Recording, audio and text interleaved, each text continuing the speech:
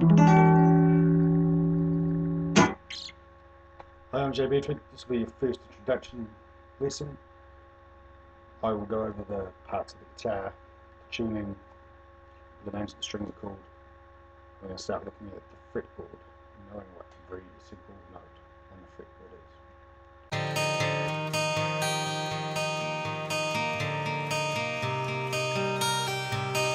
The first, most important thing about learning guitar is what the strings are called, because you can't tune the guitar if you don't know what to tune it to. The first string, the lowest string, the one closest to your upper torso, that one is called the E string. That's there. Below it, one string is A. Below that again is D. Below that one again is the G string. If you play a bass guitar, they're the four you've got to worry about the most. But if you're watching this DVD to learn bass, you should learn guitar as well. And if you're watching to learn guitar, you should learn bass as well. They work together simultaneously in any band, and the best bass players know a little guitar. The best guitar players understand what a bass does. Alright, moving back along. The bottom two high strings on your guitar are B and E. And they sound like this. It's B and that's E. And it does not matter if you're playing an electric guitar or an acoustic guitar. The tuning is the same.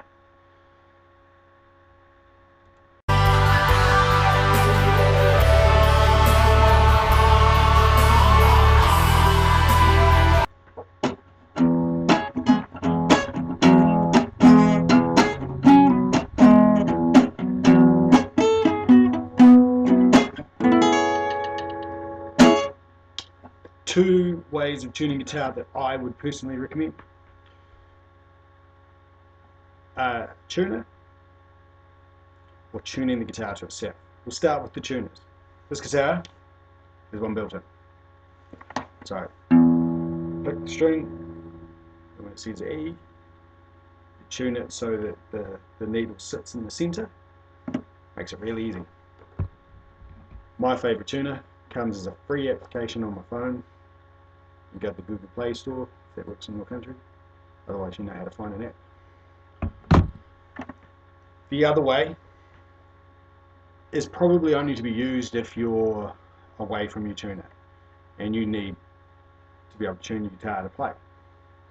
As long as you're not playing with anybody else, you can tune it to itself.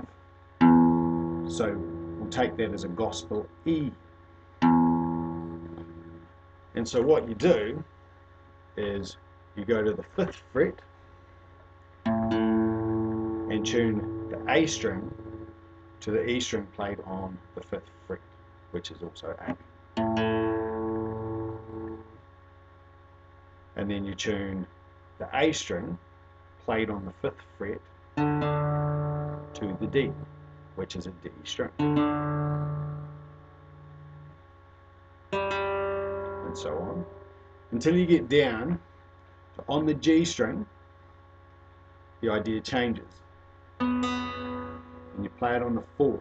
You tune from the 4th, you tune the B string. And then it goes back to normal. Playing the B string on the 5th fret, which is an E. You tune the E string to that. Alright. The other way is if you're going to be jamming with somebody else, is you get an E off them, and then you tune it to the 5th. Or, alternatively, you can tune the E to the E, A to the A, D to the D, G to the G, B to the B, and finally the high E to the high E. And you will have exact tuning as long as you've got a good E. Alright. Next we're going to get to know our fretboard. And without fretboard knowledge, you won't be able to find the chords you're looking for. So this is one of the most important parts of playing guitar. It's boring theory, but it's so important.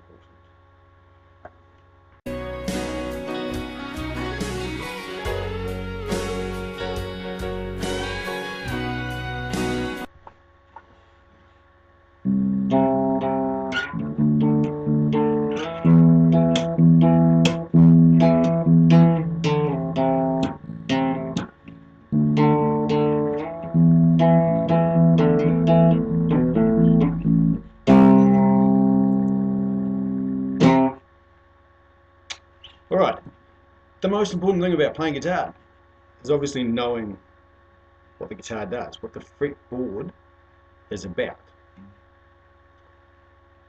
And it's as simple as knowing what the notes are called. Like anything, there are rules. One rule that never, ever, ever will change is the alphabet. Just like in the English language, there's a sensible order in music. And it's the same thing. A, B, C, D, E, F, G. And after G, we go back to A. There's not as much to remember. So, now you know that little rule. We can move along to the fact that there are things like sharp notes and flat notes. One rule to remember is you'll never find a sharp and a flat in the same key. So you don't have to worry about that. And that is because the alphabet will not change. If you've got a sharp and a flat, you'll find that you've got two G's or two B's or two D's, and it's wrong. And you'll be able to work it out. The other thing to remember is a very simple thing, that there is no such thing as E sharp. And there is no such thing as B sharp. The next little rule to remember is that if there was an E sharp, it could also be called F flat.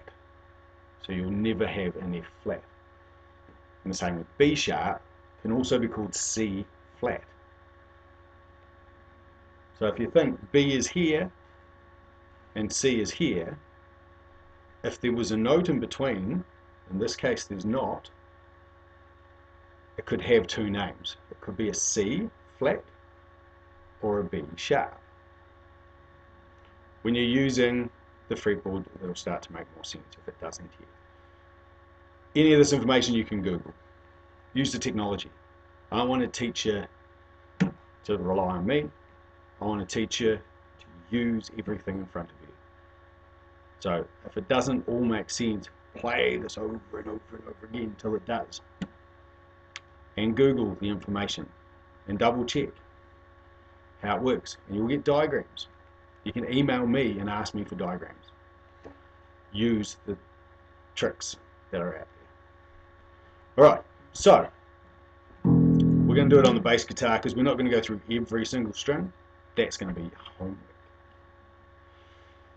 So we're going to start with the bass guitar, which is exactly the same as the acoustic guitar and the electric guitar.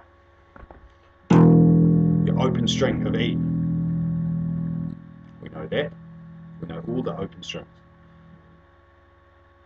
Your first finger on the first fret is obviously not E sharp. It is F. The next string, the next fret is called F sharp or G flat. The next fret is called G.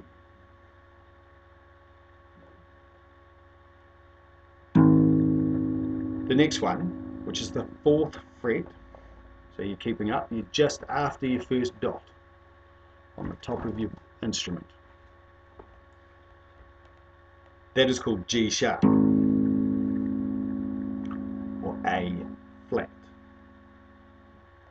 So therefore the next note On the 5th fret, your second dot is A.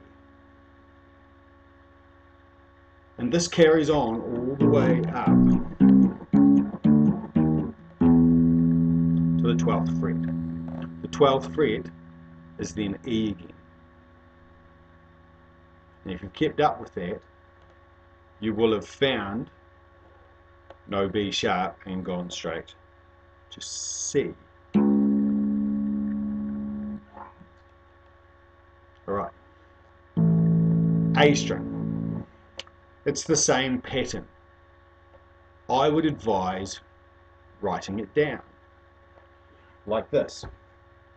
This will help you get to know what it is. Every time you write it down, you will see the patterns. And it'll become second nature that there's no such thing as B sharp or E sharp.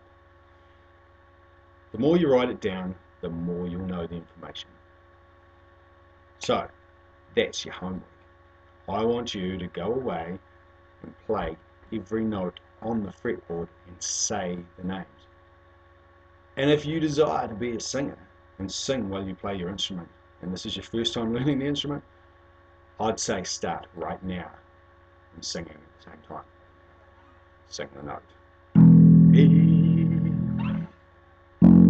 F sharp, and do this all the way across the fretboard.